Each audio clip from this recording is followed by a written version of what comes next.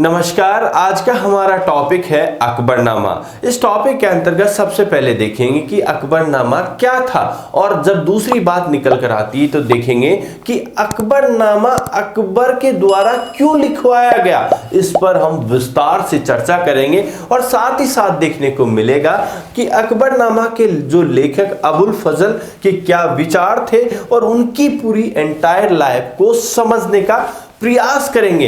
और साथ ही साथ देखेंगे जब डिटेल ऑफ अकबरनामा के अंतर्गत देखेंगे तो यहां पर देखने को मिलेगा कि अकबरनामा कितने भागों में डिवाइड है और किस किस भाग में क्या क्या बातें बताई गई है। इन सभी बातों पर हम विस्तार से चर्चा करेंगे और टॉपिक के लास्ट में हम अकबरनामा के दौरान यूज की गई भाषा को समझने का प्रयास करेंगे और इस भाषा के द्वारा अबुल फजल लोगों के अंदर क्या मैसेज स्प्रेड करना चाहता है या मैसेज देना चाहता है उस बात को समझेंगे। चलिए चलते हैं अपने टॉपिक। चलिए अकबरनामा के बारे में विस्तार से हम समझते हैं और जानते हैं। कहते हैं अकबर ने अपने साम्राज्य के बारे में उसकी राजनीति हो या उसके एडमिनिस्ट्रेशन से लेकर सोशल और कल्चरल इन सारी बातों को समाज को बताने के लिए या अपने साम्राज्य की ख्याति बढ़ाने के लिए अपने दरबारी कवि अबुल फजल को ये आदेश देते हैं कि आप हमारे साम्राज्य का इतिहास लिखिए। इसी आदेश की पालना में इनके दरबारी कवि अबुल फजल अकबरनामा लिखना प्रारंभ करते हैं, जिसके अंतर्गत सबसे पहले चाहे अकबरनामा हो या बादशाहनामा, ये दोनों बुक्स या इनके अलावा जितनी भी बुक्स थी वो सब लिखने के साथ साथ चित्रित भी की जाती थी। ऐसा क्यों होता था मान सिंह जी? कहते हैं कि आप शब्दों को फील कर सकते हो लेकिन जब देखते हो तो इमेजिनेशन भी क्रिएट होती है। तो इस वजह से यहाँ पर जो तात्कालिक जितने भी जो राइटर्स थे उनका विचार था कि क्यों ना इसको बुक्स को लिखने के साथ चित्रित भी किया जाए, ताकि जो सीन हो, स्थिति हो, दरबारी विवरण हो, दरबार का दृश्य हो, आर्मी का दृश्य हो, सेना का हो, इन सारी बातों को समझना आसान रहे। इस वजह से सारी बुक्स को चित्रित किया जाता था। अब यहाँ पर each manuscript contend an average of 150 full और double pages paintings of the battles, sieges, hunts, buildings and constructions, court scenes. कहते हैं जब हम पहला वर्ड यहां से ले लेते हैं मैन्युस्क्रिप्ट क्या होता है। सो मान सिंह जी बताइए कि मैन्युस्क्रिप्ट क्या होता है। तो यहां पर देखने को मिलेगा वो बुक जो हैंड रिटन होती है, जो हैंड रिटन बुक्स होती है उन सबको हम क्या बोलेंगे? मैन्युस्क्रिप्ट बोलेंगे, क्योंकि इस समय प्रिंटिंग प्रेस या टाइपिंग या कंप्यूटर तो आया नहीं था। इस वजह से जितनी भी बुक लिखी जाती थी उनको हाथों से लिखा जाता था और जब कॉपी निकाली जाती थी तो वही कॉपी किया जाता हर बुक पेज को। जो ऑथर होता था वो एक बुक लिखता था और जितने भी बाकी जो उनके फॉलोअर्स थे जो अच्छी राइटिंग में लिखते थे वो सब उनकी कॉपियां बनाते रहते थे। तो ये वाला कहलाएगा manuscripts, means hand written books. अब इसके बाद आगे चलकर देखते हैं कि मुगल पीरियड के अंदर जितनी भी बुक्स लिखी गई उनमें से 150 सिंगल और या डबल पेज में जो बुक्स थी उन सब के अंदर चित्रित बनाई गई। लिखने के साथ साथ चित्र भी बनाए गए, जिसमें आपको देखने को मिलेगा युद्ध का दृश्य हो, घेराबंदी हो, शिकार हो, बिल्डिंग्स बनाने की बातें हो, कंस्ट्रक्शंस हो और या जो पहले ही बता चुके हैं दरबारी सीन हो। इन सब को अकबरनामा में भी चित्रित किया गया है ताकि लोगों को समझने और जानने में किसी भी प्रकार की प्रॉब्लम ना हो। तो ये तो इंट्रोडक्शन रहा। अब चलते हैं कि लिखने वाला भाई साहब कौन है। तो यहाँ पर मैं आपको पहले ही बता दूं कि यहाँ पर है जो अपने राजस्थान से ही इनका संबंध था, जो वो है अबुल फजल।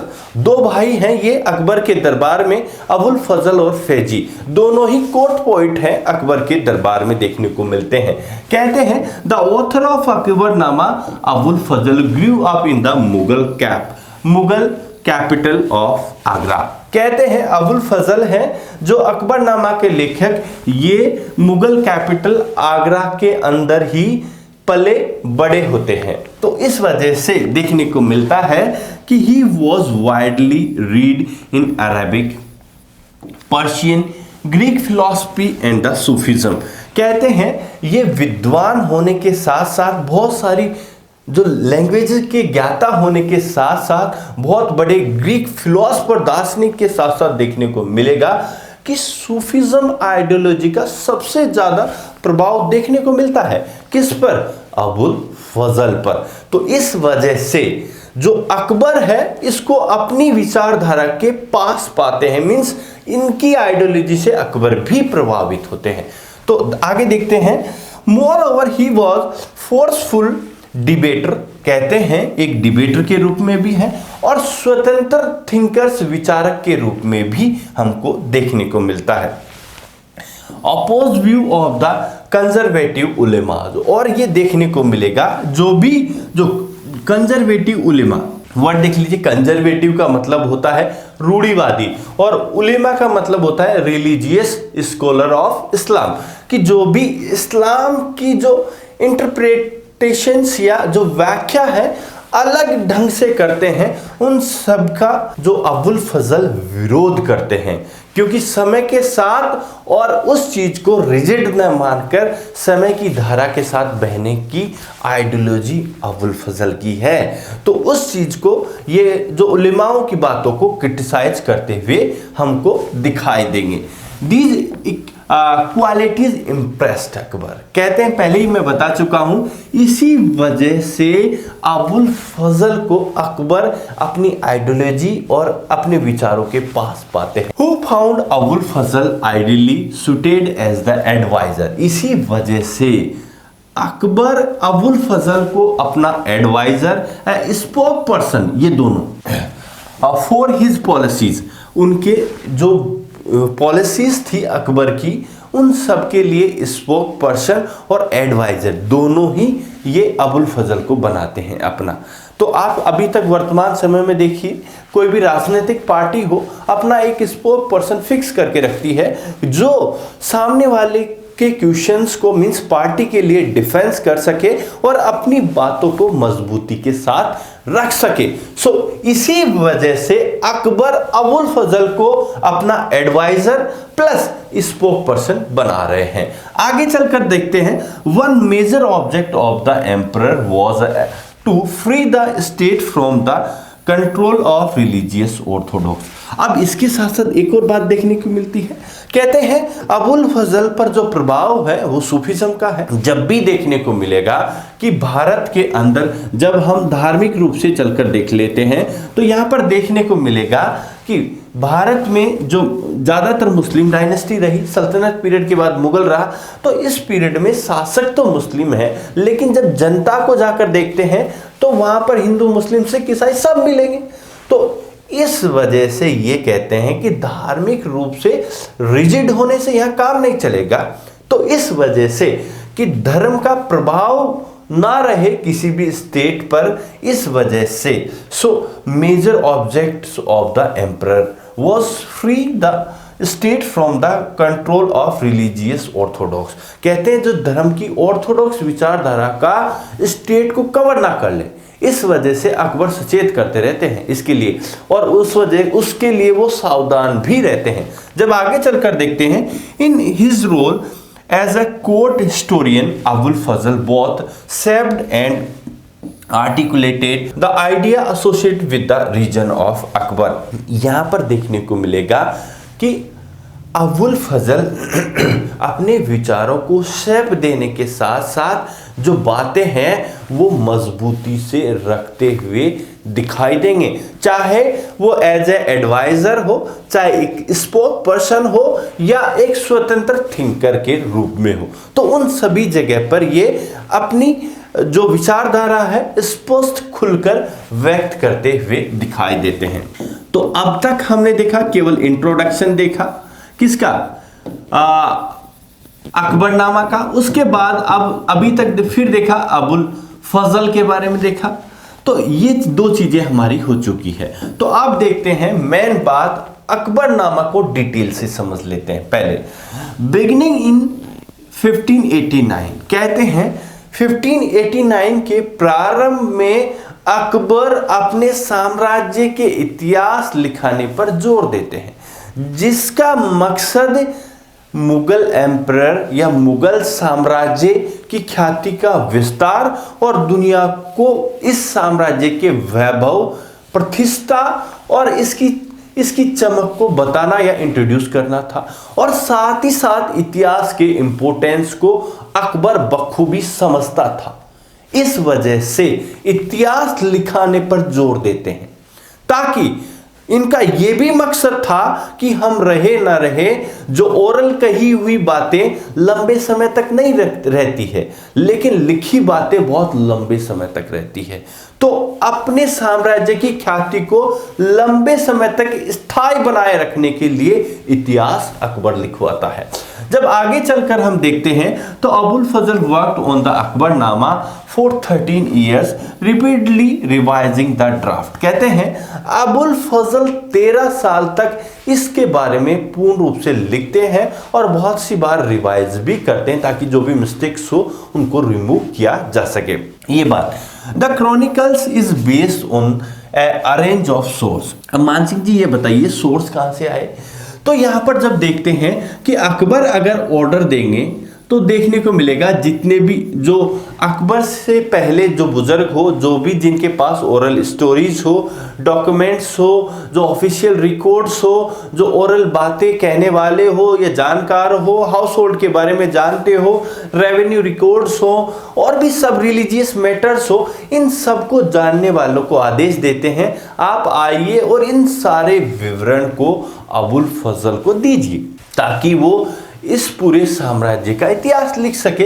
इसी दौरान देखने को मिलेगा including actual record of events, official documents and oral testimonies of knowledgeable persons. इन सब के विवरण के आधार पर अबुल फजल यहाँ पर अपना मतलब मींस मुगल अंपायर का इतिहास लिखते हैं। जब आगे चलकर देखते हैं the Akbarnama is divided in 3 books.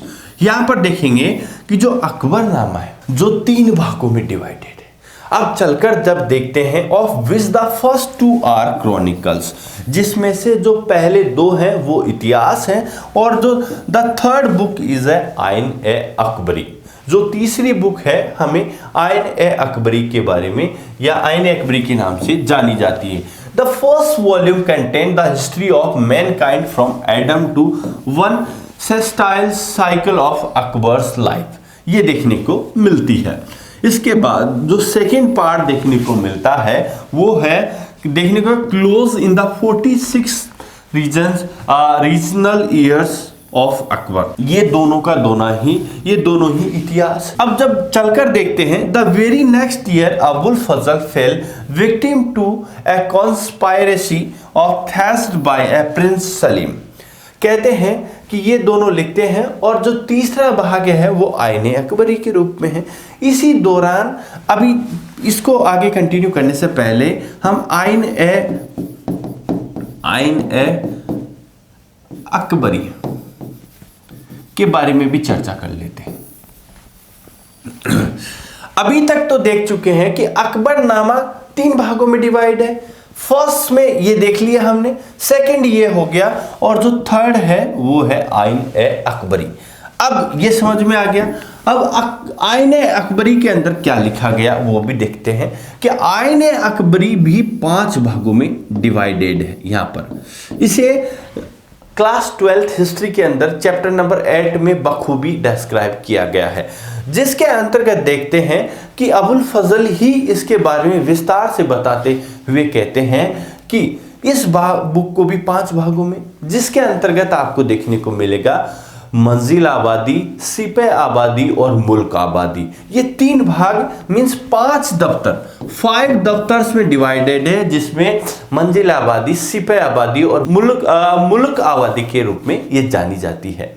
तो ये बात देखते हैं। और इसके बाद ये तो 3 हो गया मान सिंह जी।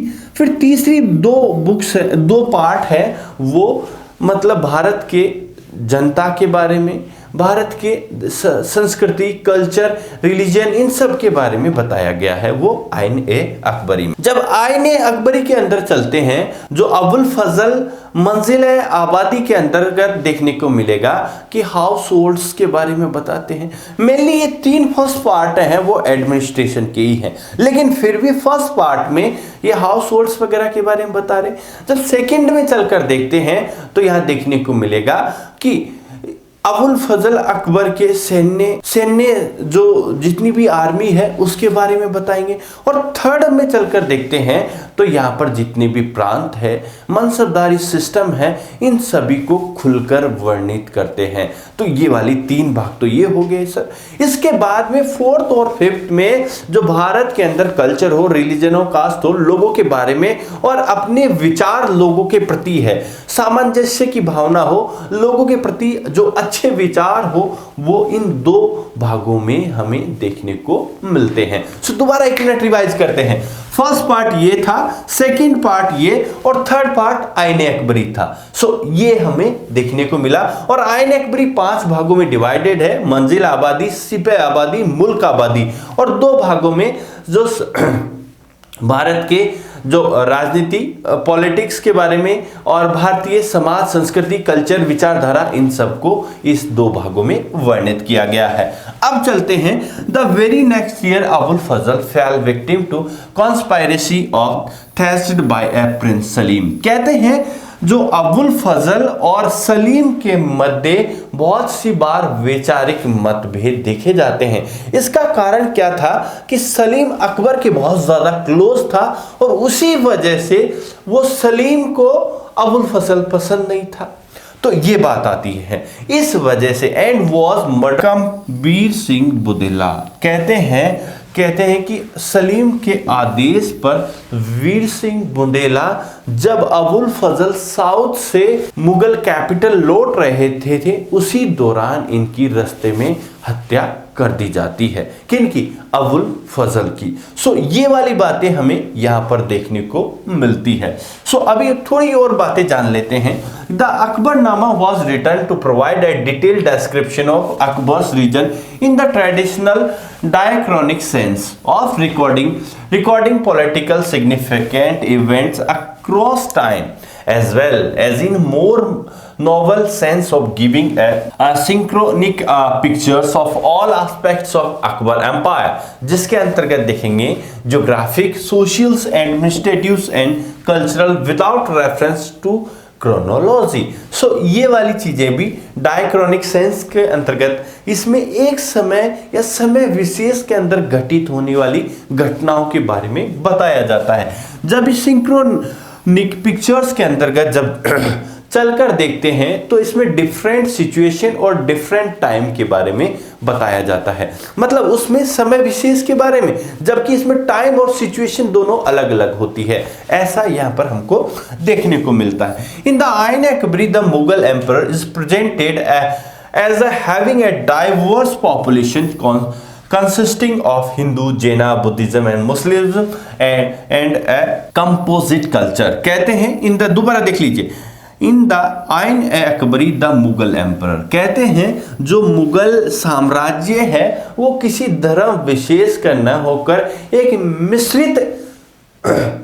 मिश्रित जो सभ्यता है उसका प्रतीक माना जाता है। कहते हैं इसमें कोई एक धर्म नहीं है, इसमें सभी धर्मों, सार्वधर्म संभाव की बातें हमें इस अंपायर के अंतर्गत ऐसी आइडियोलॉजी अकबर सोचता है ये देखने को मिलती है। अब लैंग्वेज की बात करते हैं कि ये जो पूरा का पूरा, अगर मैं बात करूं मुगल एम्पायर की जितनी भी बुक्स लिखी गई थी बाबर के बाद, बाबर अपने जीवन के बारे में बाबरनामा लिखता है या तुझके बाबरी लिखता है, वो केवल तुर्की में लिखता है। लेकिन इसके बाद जो मोस्टली बुक्स लिखी गई थी वो पर्शियन लैंग्वेज में लिखी गई थी। तो उसी को देख लेते हैं। अबुल फजल wrote in a language that was ornate and which attached importance to dictions and rhythms as texts were often reads aloud। कहते हैं जब इसका उच्चारण हो तो लाउडली किया जाता है, ये बातें बताई जाती है। यहाँ पर देखेंगे this Indo-Persian style was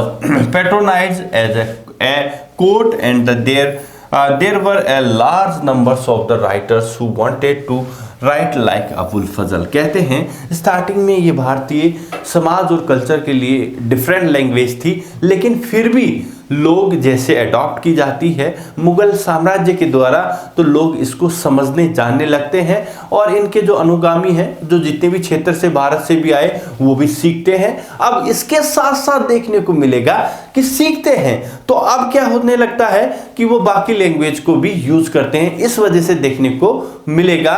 तो जितने भी भारतीय हैं अब पर्शियन लैंग्वेज के साथ साथ जितनी भी प्रोवर्ब्स को यूज करने लगते हैं पर्शियन लैंग्वेज के साथ। तो इस वजह से जो पर्शियन प्लस जो इंडियन लैंग्वेज मिक्स होकर एक नई भाषा इजाद होती है, जिसे हम उर्दू के नाम से जानते हैं। तो ये वाली बातें आपको यहां पर समझ में आएगी।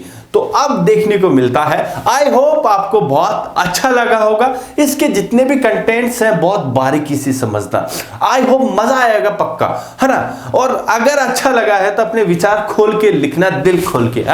तो ये बातें आपकी दिखनी चाहिए कमेंट्स के अंदर, ओके। और एक ही बात, पढ़ते रहिए, आगे बढ़ते रहिए। Thank you.